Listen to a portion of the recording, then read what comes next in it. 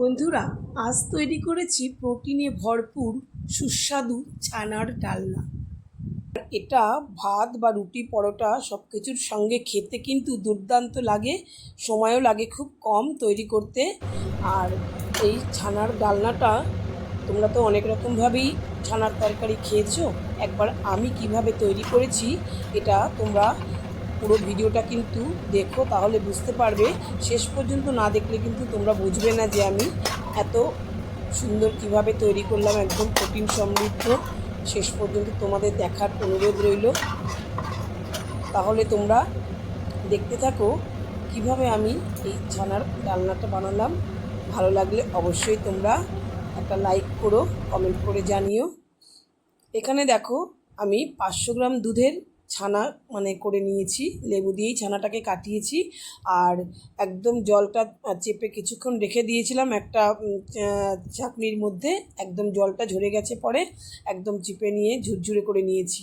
এবার গ্যাসে একটা কড়াই বসিয়ে দিয়ে একটা মিডিয়াম সাইজের আলুকে ডুমো ডুমো করে কেটে আমি লাল লাল করে ভাজা করে নেব। এখানে আমি একটু নুন দিয়ে নিচ্ছি। হলুদ কিন্তু আমি এক্ষুনি দিচ্ছি না, এখন আমি হলুদটা ব্যবহারই করিনি। তো একটু নুন দিয়ে আমি খুব ভালো করে আলুটাকে ভেজে নেব, লাল লাল করে ভাজবো। কারণ এটা যখন ঝোল ঝোল হবে, ঝোলের জন্য ব্যবহার করা হবে, তখন আলুটা কিন্তু বেশিক্ষণ তো আমি ছানাটা তো বেশি কষানো ঝোলে দেওয়ার দরকার পড়বে না বেশিক্ষণের জন্য।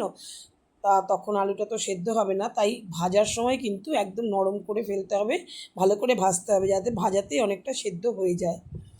এবার আমি আলুগুলোকে নামিয়ে রেখে এই তেলের মধ্যেই কিন্তু বাকি ফোড়নটা দিয়ে নেব। আর তেল আমার প্রয়োজন হবে না, যা তেল আছে এতেই হয়ে যাবে।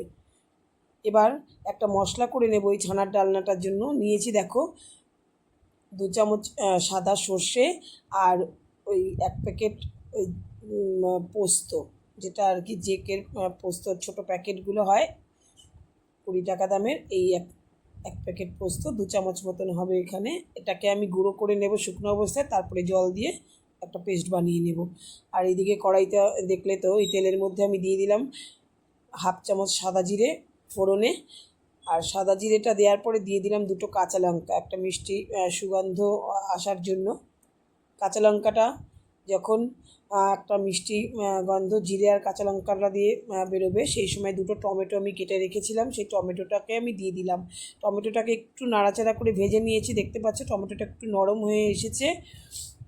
এই সময় আমি দিয়ে দেবো একটু আদা পেস্ট, আর দিয়ে দেবো একটু জিরের গুঁড়ো, একটু ধনের গুঁড়ো, আর দিয়ে দেবো একটু পরিমাণ মতন নুন।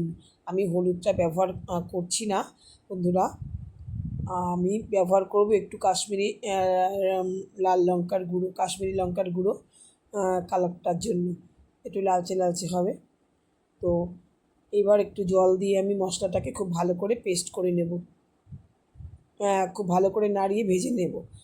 তো আমি কিন্তু বন্ধুরা লাস্ট পর্যন্ত দেখো, আমি কিন্তু জল ব্যবহার করিনি। কিভাবে আমি করলাম তোমাদেরকে আমি সেটা ঝোলের জন্য দেখাবো। এবার আমি মশলাটাকে একটুখানি ভালো করে কষিয়ে নিচ্ছি। দেখো মশলাটা কিন্তু আমার ভালো করে কষানো হয়ে গেছে। মশলাটাকে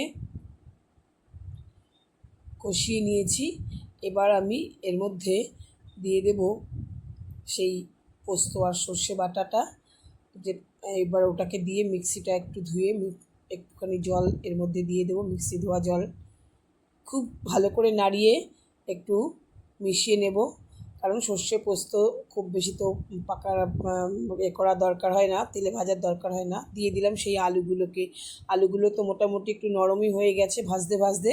তো এর সঙ্গে আমি আলুটাকে মিশিয়ে, দেখো আলুটা নরম হয়ে গেছে, দেখে নিলাম আলুটাও একদম নরম হয়ে গেছে।